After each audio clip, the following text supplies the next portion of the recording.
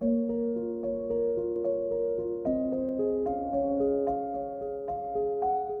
की इस गहरी चर्चा में हम जिस विषय पर बात करने वाले हैं वो कोई आम बिजनेस मैनेजमेंट की क्लास नहीं है। बिल्कुल नहीं। मतलब आलोक सामा की किताब द मनी ट्रैप से जो बातें निकल कर आई हैं वे किसी हॉलीवुड थ्रिलर या जासूसी उपन्यास की तरह लगती हैं। एकदम सही कह रही हैं। इस कहानी के केंद्र में रेस्टोरेंट के साधारण नैपकिन पर जल्दबाजी में साइन की गई अरबों डॉलर की डील्स हैं। दुनिया के अलग अलग कोनों में उड़ने वाले प्राइवेट जेट्स, सऊदी अरब के आलीशान महलों की चकाचौंध और कॉर्पोरेट जगत की वो अंदरूनी राजनीति जो किसी का भी दिमाग घुमा दे। बिल्कुल।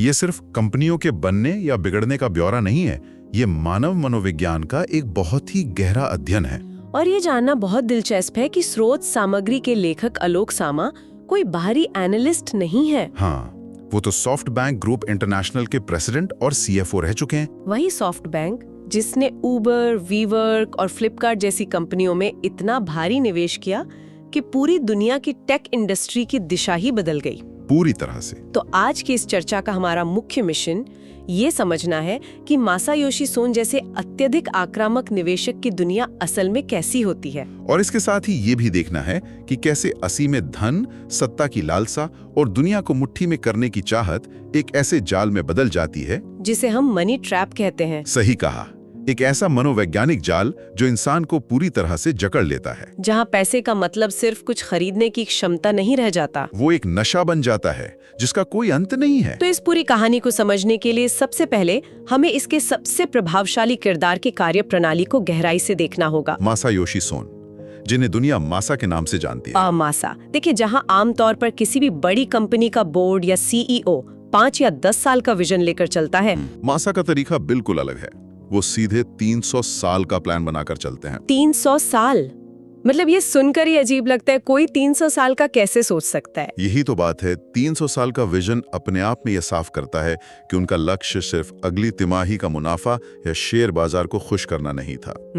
सॉफ्ट बैंक के अंदर का जो माहौल था वो किसी नॉर्मल कॉर्पोरेट दफ्तर जैसा नहीं था, उसे एक कल्ट का हिस्सा बनने जैसा बताया गया है। एक कल्ट?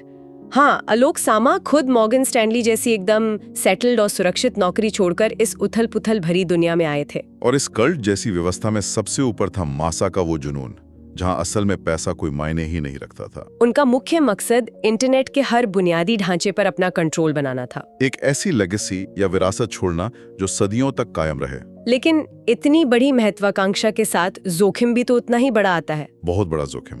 इसी जुनून की वजह से डील फीवर जैसी मनोवैज्ञानिक स्थिति पैदा होती है।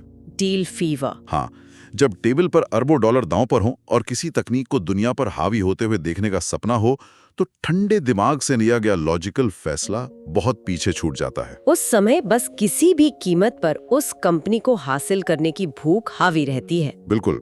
और इसका सबसे हैरान करने वाला वाकया है ARM होल्डिंग्स का अधिग्रहण। ARM कोई छोटी मोटी कंपनी तो है नहीं। बिल्कुल नहीं।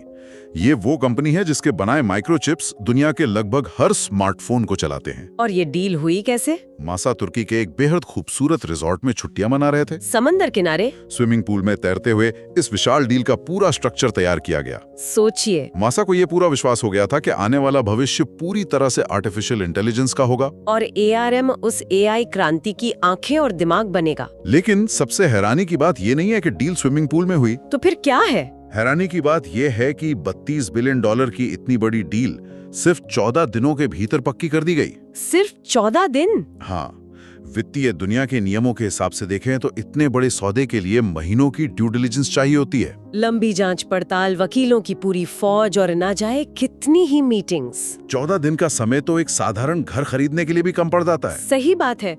ये लॉजिक वर्सेस इंट्यूशन का एक बहुत ही परफेक्ट उदाहरण है। बिल्कुल। जब कोई लीडर अपनी गट फीलिंग पर इतना ज्यादा भरोसा करने लगता है तो एक्सेल शीट के आंकड़े कोई अहमियत नहीं लगते। मुनाफे और नुकसान का सारा गणित पीछे रह जाता है। आलोक सामा जैसे फाइनेंस के दिग्गज बैठकर आंकड़ों का विश्लेषण कर रहे थे, लेकिन मासा को लगा कि सही मौका हाथ से निकल सकता है। इसलिए उन्होंने बिना किसी देरी के सीधे प्रहार किया। और ARM को खरीदने के बाद भी मासा की भूख शांत नहीं हुई।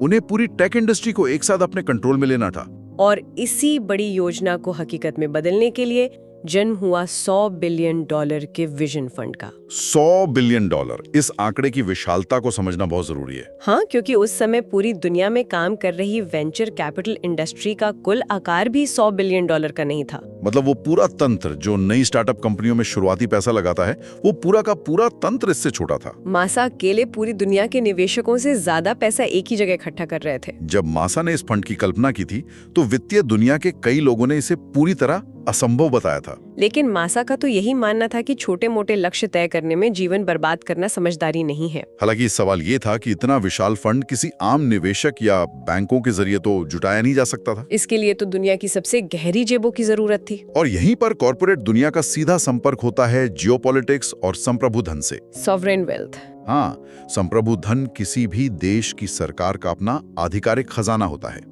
इस $100 बिलियन के लक्ष्य को पूरा करने के लिए सॉफ्ट बैंक ने सीधे सऊदी अरब का रुख किया और उनके क्राउन प्रिंस मोहम्मद बिन सलमान से मुलाकात की।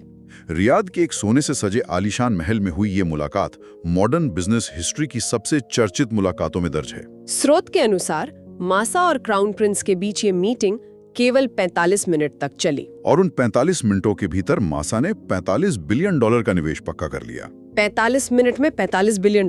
अगर इसका गणित देखा जाए तो ये हर एक मिनट में $1 बिलियन का निवेश हासिल करने के बराबर था। ये तो सच में दिमाग खराब कर देने वाला आंकड़ा है। मासा ने बहुत ही चतुराई से सॉफ्ट बैंक के तकनीकी विजन को सऊदी अरब के विजन 2030 के साथ जोड़ दिया था। क्योंकि सऊदी अरब अपनी इकोनॉमी को सिर्फ तेल की निर्भरता से बाहर निकालना चाहता था। वो खुद को एक आधुनिक तकनीकी सुपर पावर के रूप में स्थापित करना चाहते थे और मासा ने उन्हें ठीक वही रास्ता दिखाया। लेकिन ये जानना भी बहुत जरूरी है कि इतना बड़ा संप्रभु धन कभी भी बिना किसी शर्तों के नहीं आता। बिल्कुल नहीं। जब कोई देश $45 बिलियन का निवेश करता है तो उसके साथ उस देश की नीतियां, शर्तें और उनके राष्ट्रीय हित भी जुड़ जाते हैं। और ये कॉर्पोरेट दुनिया के सामने एक बड़ी नैतिक और भू राजनीतिक दुविधा खड़ी कर देता है। संप्रभु धन लेने वाली कंपनी अनजाने में ही अंतर्राष्ट्रीय राजनीति और कूटनीति का एक हिस्सा बन जाती है। ऐसे विशाल निवेश के फैसले सिर्फ व्यापार के आधार पर नहीं तौले जा सकते। उनके पीछे के कूटनीतिक प्रभावों को भी समझना अनिवार्य हो जाता है। और एक तरफ जहां मासा दुनिया भर से इतना पैसा जुटाकर वैश्विक स्तर पर राज कर रहे थे, सॉफ्ट बैंक के अंदर का नजारा बिल्कुल इसके उलट था। किताब का ये पहलू तो सबसे ज्यादा चौंकाता है। हाँ, सॉफ्ट बैंक के भीतर एक बेहद खतरनाक गेम ऑफ थ्रोन्स चढ़ा हुआ था, सत्ता की जंग। जब किसी कंपनी में इतने विशाल धन का प्रवाह हो रहा हो और पावर का इतना बड़ा सेंटर मौजूद हो तो अंदरूनी राजनीति बेहद टॉक्सिक हो जाती है। हर कोई मसाका का सबसे करीबी सिपा सालार बनना चाहता था। पूर्व गूगल एग्जीक्यूटिव निकेश अरोड़ा, राजीव मिश्रा और खुद आलोक सामा के बीच एक त्रिकोणीय संघर्ष चल रहा था। और ये होड़ इस स्तर तक पहुंच गई थी कि कंपनी की कॉन्फिडेंशियल जानकारियां बाहर लीक की जाने लगी। ये साफ दिखाता है कि बड़ी कंपनियों के लिए सबसे बड़ा खतरा उनके बाहरी कॉम्पिटिटर नहीं होते, बल्कि उनके अपने ही दफ्तरों में साथ काम करने वाले लोग होते हैं। महत्वाकांक्षा और ईर्ष्या टीम को अंदर से खोखला कर देती है। बाहर से देखने पर सॉफ्ट बैंक दुनिया जीतने निकली एक अजेय सेना लग रही थी, लेकिन अंदर से उसके अपने ही कमांडर्स एक दूसरे को खत्म करने की योजनाएं बना रहे थे। और इसी अंदरूनी उथल-पुथल के बीच सॉफ्ट बैंक भारतीय बाजार में भी अपनी पैंठ बना रहा था। आलोक सामा खुद भारत का इन्वेस्टमेंट ऑपरेशंस पर कड़ी नजर रखे हुए थे, लेकिन भारत का बाजार उनके लिए एक बहुत ही जटिल पहेली साबित हुआ। सॉफ्ट बैंक ने स्नैपडील में बहुत भारी निवेश किया था और जब कंपनी मुश्किल में आई तो वे स्नैपडील और फ्लिपकार्ट का मर्जर कराना चाहते थे। लेकिन ये सौदा बुरी तरह से फेल हो गया। ओला के संस्थापक भाविश अग्रवाल के साथ भी उनकी बैठकों का दौर काफी चुनौतीपूर्ण रहा। इन विफलताओं के पीछे एक बहुत बड़ा कारण फाउंडर ईगो माना जाता है, संस्थापक का अहंकार। स्रोत स्पष्ट करता है कि कई बार कंपनियों के संस्थापक अपनी बनाई गई कंपनी को अपने बच्चे की तरह मानने लगते हैं। और जब भावनात्मक जुड़ाव इस कदर हावी हो जाता है तो तार्किक रूप से सही बिजनेस डिसीजन लेना मुश्किल हो जाता है। संस्थापक इस बात को स्वीकार नहीं कर पाते कि उनकी कंपनी को किसी और में मिला दिया जाए। ये सॉफ्ट बैंक के लिए एक बड़ी सीख थी कि कागजों पर दिखने वाले अरबों डॉलर के निवेश से जमीन पर लोगों की भावनाओं को नहीं खरीदा जा सकता। हालांकि भारत के इन कड़वे अनुभवों के बावजूद विजन फंड की रफ्तार नहीं रुकी। इसी दौरान 2 ऐसी अमेरिकी कंपनियों में निवेश किया गया जिन्होंने कॉर्पोरेट दुनिया की नींव हिलाकर रख दी, उबर और वीवर्क। सॉफ्टबैंक का लक्ष्य पूरी दुनिया के राइड शेयरिंग बाजार पर एकाधिकार स्थापित करना था। उबर में उनकी एंट्री बहुत ही आक्रामक रणनीति के तहत हुई थी। जब उबर के संस्थापक ट्रेविस केलानिक को कंपनी से बाहर किया गया तो सॉफ्टबैंक ने स्थिति का फायदा उठाया और सस्ते दामों पर भारी मात्रा में शेयर खरीद लिए। कंपनी बिना कोई मुनाफा कमाए मार्केट पर कब्जा करने के लिए अरबों डॉलर खर्च कर रही थी और विजन फंड उस रणनीति को पूरा बढ़ावा दे रहा था। लेकिन सच कहूं तो उबर की कहानी वीवर के आगे फीकी पड़ जाती है। वीवर के संस्थापक एडम न्यूमैन और मासा की मुलाकात इस किताब का एक बहुत ही महत्वपूर्ण हिस्सा है। मासा को एडम न्यूमैन में अपना ही अक्स दिखाई देता था और मासा ने एडम से एक ऐसी बात कही जो इतिहास में दर्ज हो गई। उन्होंने कहा था, तुम अभी काफी पागल नहीं हो।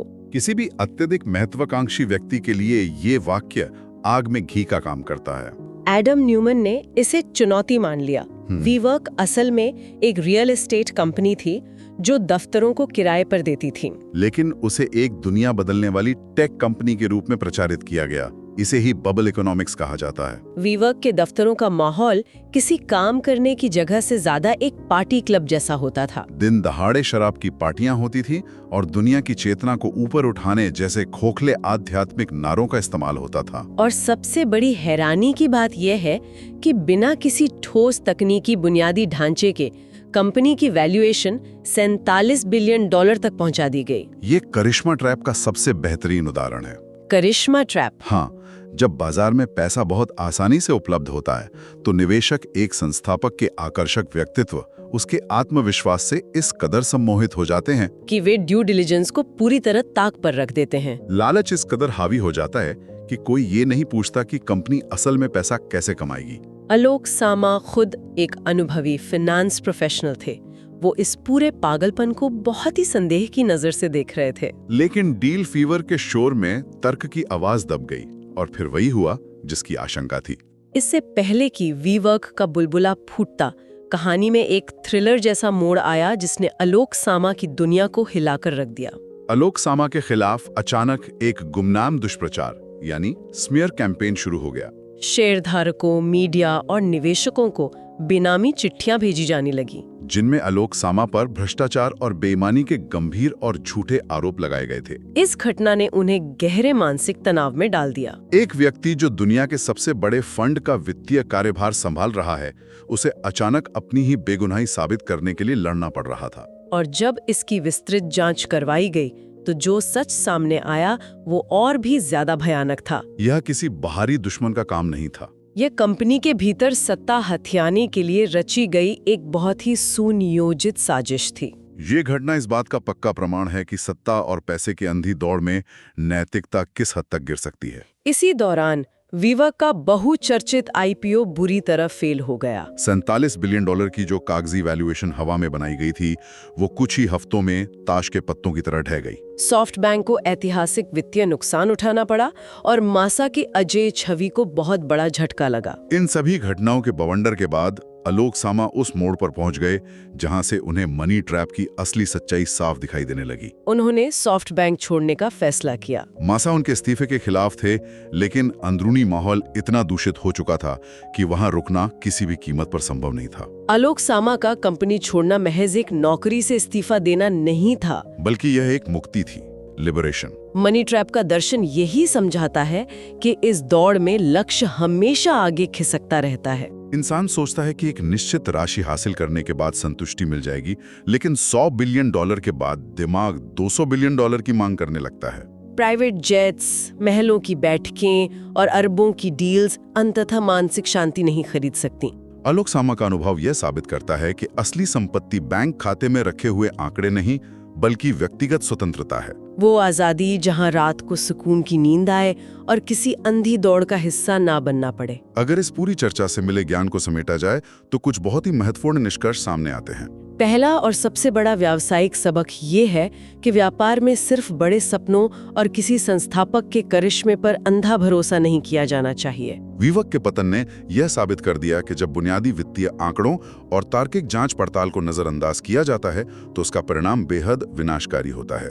दूसरा महत्वपूर्ण निष्कर्ष कंपनी के कल्चर से जुड़ा है। किसी भी कंपनी की रणनीतियां चाहे कितनी भी शानदार क्यों न हो, अगर टीम एकजुट नहीं है और अंदर ही अंदर एक दूसरे को नीचा दिखाने की राजनीति चल रही है, तो दुनिया भर का पैसा भी उस कंपनी को डूबने से नहीं बचा सकता। और तीसरा, जो शायद सबसे व्यक्तिगत सबक है, वो ये है कि हर इंसान को यह स्पष्ट रूप से पता होना चाहिए कि उसके लिए पर्याप्त क्या है, इनफ क्या है। असीमित महत्वाकांक्षा इंसान को सफलता के शिखर पर जरूर ले जा सकती है, लेकिन वो उस शिखर पर बहुत अकेला और खोखला भी छोड़ देती है। सही समय पर रुकना एक ऐसी कला है जिसके बिना बड़ी से बड़ी सफलता भी अंततः एक बोझ बन जाती है। ये एक ऐसा दर्शन है जो केवल कॉर्पोरेट दुनिया तक सीमित नहीं है, बल्कि हर आम जीवन पर भी लागू होता है। बिल्कुल। इस पूरी चर्चा को विराम देते हुए एक ऐसा सवाल छोड़ा जा सकता है जिस पर गहराई से मंथन किया जाना चाहिए। और वो सवाल क्या है?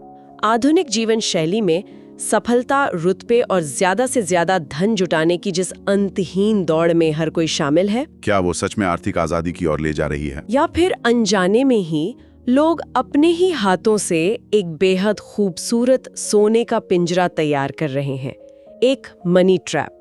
सोचने वाली बात है। इसी विचारोत्तेजक सवाल के साथ द मनी ट्रैप पर आधारित हमारी ये गहन चर्चा यहीं समाप्त होती है।